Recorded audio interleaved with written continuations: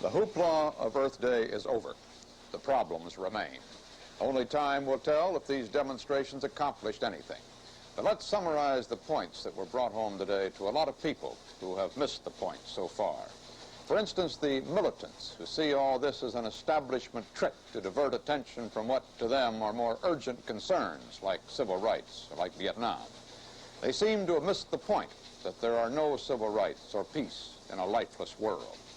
For instance, the politicians who see this as a safe crusade, they seem to have missed the point that it will involve treading on more special interests than ever in our history. For the first time, they may even have to come out against motherhood. For instance, those in industry who see the crisis as only the hysterical creation of do-gooders, they've missed the point if they haven't heard the unanimous voice of the scientists warning that halfway measures and business as usual cannot possibly pull us back from the edge of the precipice. For instance, the too silent majority. The greatest disappointment today was the degree of non-participation across the country, and especially the absence of adults.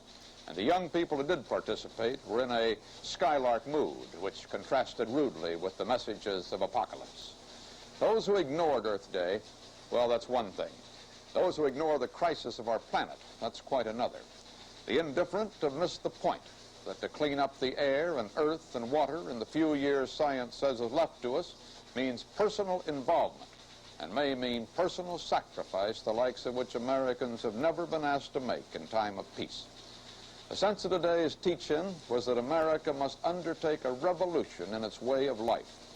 Affluent America will, we were told, almost certainly have to scale down its standards of living, give up having as many cars, as many children, as many cans, as many conveniences, as much conspicuous consumption.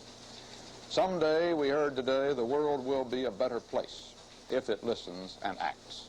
But in the meantime, perhaps for a generation or more, it will be frighteningly costly to each of us to clean up the mess each of us has made. But the cost of not doing so is more frightening. That's what today's message really means. And those who marched today, and those who slept, and those who scorned are in this thing together. What is at stake and what is in question is survival. This is Walter Cronkite. Good night.